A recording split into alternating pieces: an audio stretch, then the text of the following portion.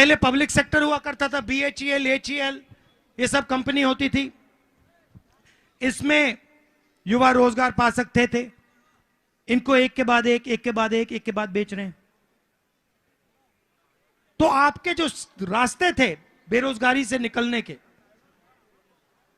उनको ये बंद कर रहे हैं जहां भी देखो। तो हमने कल राजस्थान में कांग्रेस पार्टी ने एक दो अनाउंसमेंट किए। पहला अनाउंसमेंट कि 30 लाख सरकारी नौकरियां हैं।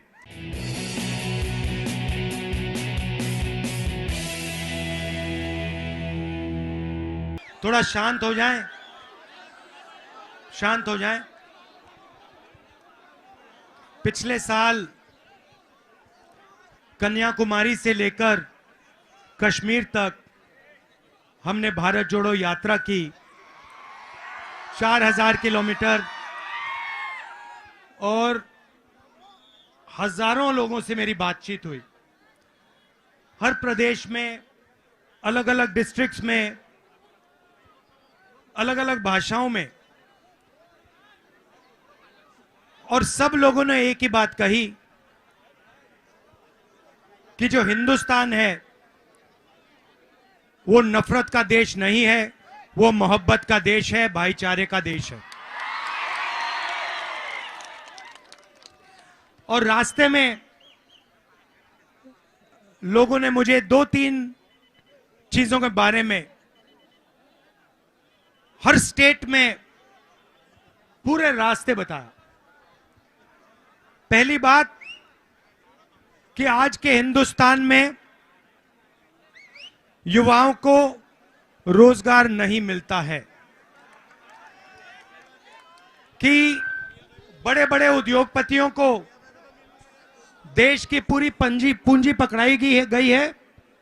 पूरा का पूरा फायदा 3-4 बड़े उद्योगपतियों को मिलता है, और जो छोटे व्यापारी हैं, स्मॉल और मीडियम बिजनेस वाले हैं, जो गुजरात की स्पेशलिटी है, उनको पूरे हिंदुस्तान में एक के बाद एक खत्म किया जा रहा है। छोटे दुकानदारों ने, छोटे व्यापारियों ने मुझे कहा कि नोटबंदी और GST हमें मारने के हथियार हैं, हमें खत्म करने के हथियार हैं, और अदानी जी के लिए रास्ता बनाने वाले हथियार हैं। तो जो देश को रोजगार देते थे, जो देश की रीढ़ की हड्डी हैं, स्मॉल मीडियम बिजनेस वाले, छोटे व्यापारी, जो स्मॉल मैन्युफैक्चरिंग यूनिट चलाते हैं, उन सबको सरकार ने खत्म कर दिया है। और हर सेक्टर में अगर आप देखें तो आपको अदानी दिखाई देगा। आप एयरपोर्ट देख लीजिए, आप पोर्ट्स देख लीजिए, आप कृषि का सेक्टर देख लीजिए, स्टोरेज देख लीजिए, हिमाचल में सेब देख लीजिए, सोलर पावर देख लीजिए, विंड पावर देख लीजिए, पावर जनरेशन देख लीजिए, माइनिंग देख लीजिए। सब जगह आपको एक व्यक्ति का चेहरा दिखाई देगा। पहले क्या होता था? पहले हथियार ऑर्डिनेंस फैक्ट्री बनाती थी, राइफल्स, पिस्तौल, कारतूस, ये सब ऑर्डिनेंस फैक्ट्री बनाती थी, पब्लिक सेक्टर फैक्ट्री थी। अब क्या किया? सारे के सारे कॉन्ट्रैक्ट्स उन्हीं 2-3 लोगों को पकड़ा दिए। अब अदानी डिफेंस का भी माल बनाता है। सही है ना? आप मुझे बताओ, यह अग्निवीर योजना यह क्यों लागू की गई? यह किसी युवा को नहीं अच्छी लगती। हिंदुस्तान में एक आपको ऐसा युवा नहीं मिलेगा जो आपको कहेगा मुझे अग्निवीर योजना अच्छी लगती है। यह सेना को भी अच्छी नहीं लगती, आर्मी के लोगों को भी अच्छी नहीं लगती। क्यों? क्योंकि वो चाहते हैं कि उनके जवानों को 4-5 साल की ट्रेनिंग लगे। वो चाहते हैं कि उनके जवानों को लगे कि हमारी भी रक्षा है, हमारी पेंशन मिलेगी, हमारी कैंटीन होगी। तो ये सिर्फ इसका एक ही कारण है, जो पैसा सेना में जवानों की ट्रेनिंग के लिए जाता था, उनकी पेंशन के लिए जाता था, उनकी कैंटीन के लिए जाता था, वो पैसा अब सरकार अदानी जी को हथियार बेचने में देना चाहती है। अब हुआ क्या, दो तरीके के शहीद हो गए, एक जो नॉर्मल आर्मी का जवान है और दूसरा जो अग्निवीर है। अग्निवीर कैसे कहते हैं, भैया आप 4 साल रहोगे, अगर आप शहीद हो गए, आपको गोली लग गई, तो आपको शहीद का दर्जा नहीं मिलेगा। आप आर्मी छोड़ोगे तो आपको पेंशन नहीं मिलेगा, आपको इज्जत नहीं मिलेगी, आपको वापस 4 साल बाद बेरोजगारी में हम डाल देंगे। तो आर्मी वाला रास्ता बंद कर दिया। पहले पब्लिक सेक्टर हुआ करता था, BHEL, HEL, ये सब कंपनी होती थी, इसमें युवा रोजगार पा सकते थे। इनको एक के बाद एक, एक के बाद एक के बाद बेच रहे हैं। तो आपके जो रास्ते थे बेरोजगारी से निकलने के, उनको ये बंद कर रहे हैं जहां भी देखो। तो हमने कल राजस्थान में कांग्रेस पार्टी ने 1-2 अनाउंसमेंट किए। पहला अनाउंसमेंट कि 30 लाख सरकारी नौकरियां हैं जो आज खाली पड़ी हुई हैं। 30 लाख, जैसे ही हमारी सरकार आएगी वो 30 लाख नौकरियां हम भर के आपको दे देंगे। हमने एक नया कानून बनाएंगे, अप्रेंटिसशिप का कानून। जो भी कॉलेज का ग्रेजुएट होगा, डिप्लोमा होल्डर होगा, यूनिवर्सिटी से डिग्री लेके आएगा, चाहे वो कोई भी हो हिंदुस्तान में,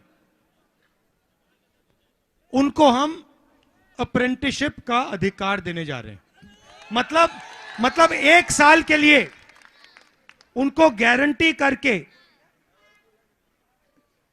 पब्लिक सेक्टर में, प्राइवेट सेक्टर में 1 साल की ट्रेनिंग और नौकरी गारंटी करके उनका अधिकार बनता है। 1 साल के अंदर उनके जेब में 1 लाख रुपए हम डाल देंगे। आप देखिए, आपसे युवाओं से पेपर कराते हैं, एग्जाम कराते हैं। गरीब युवा एग्जाम करते हैं। जिस दिन आप एग्जाम भरने जाते हो, उस दिन 2-3% अमीर बच्चे अपने मोबाइल फोन पे ईमानदार बच्चों को एग्जाम दिखा देते हैं कि ये देखो तुमने पढ़ाई की, हमारे पास तो पेपर लीक हो गया। तो हम एक नया कानून लाएंगे,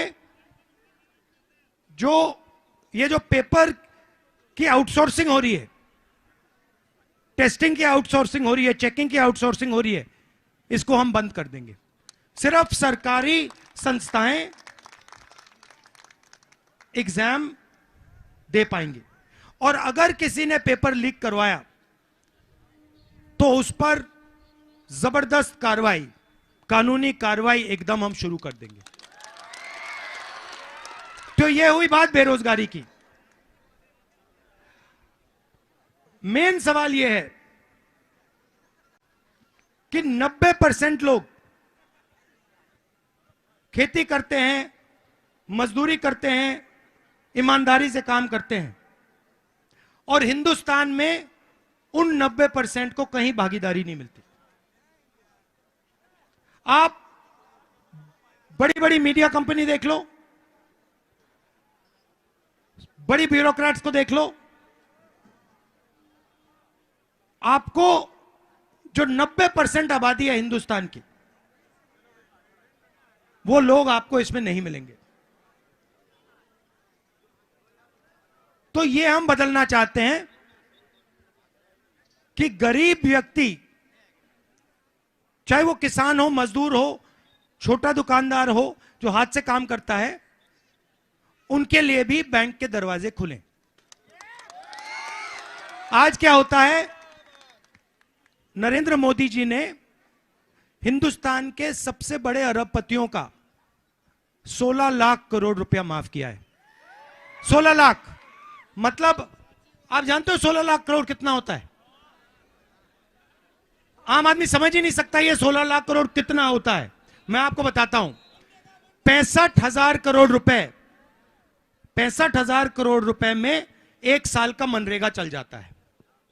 ठीक है, मतलब नरेंद्र मोदी जी ने 20-25 लोगों को 24 साल का मनरेगा कर्जा माफ करके दे दिया। और एक किसान का पिछले 10 साल में नरेंद्र मोदी ने कर्जा माफ नहीं किया, एक मजदूर का कर्जा माफ नहीं किया, एक स्टूडेंट का कर्जा माफ नहीं किया। तो इन लोगों ने क्या गलती की है कि अदानी का लाखों करोड़ रुपए कर्जा माफ हो जाता है, बड़े बड़े अरबपतियों का लाखों करोड़ रुपए हो जाता है, मगर जो देश को बनाते हैं, चलाते हैं, किसान, मजदूर, छोटे दुकानदार, स्टूडेंट्स, इनका 1 रुपया कर्जा नहीं माफ होता। नरेंद्र मोदी जी ने मेक इन इंडिया की बात की थी, स्टार्टअप इंडिया की बात की थी। कितने स्टार्टअप दिखे आपको? कहीं है? एक स्टार्टअप नहीं है। और वो जो हैं वो सारे विदेशी कंपनी, विदेशी पैसे के कंट्रोल में है। तो हमने निर्णय लिया है कि 5,000 करोड़ रुपया हम हिंदुस्तान के गरीब युवाओं के लिए फंड बनाएंगे। और वो फंड दिल्ली में नहीं होगा, वो फंड डिस्ट्रिक्ट और ब्लॉक लेवल पे जाएगा। मतलब स्टार्टअप कंपनी शुरू करने के लिए किसान के बेटे, मजदूर के बेटे, हर डिस्ट्रिक्ट में 10 से 20 करोड़ रुपए उनके लिए हम भेज देंगे, ब्लॉक में और डिस्ट्रिक्ट में। तो यह फर्क है हम में और उनमें। हम लोगों को जोड़ने का काम करते हैं, वो नफरत फैलाते हैं। हम गरीब लोगों की मदद करते हैं, वो 2-3 बड़े बड़े उद्योगपतियों को हिंदुस्तान का पूरा धन पकड़ा देते हैं। आप सब आए, इतने प्यार से आपने मेरी बात सुनी, आप सबका दिल से बहुत बहुत धन्यवाद। जय हिंद।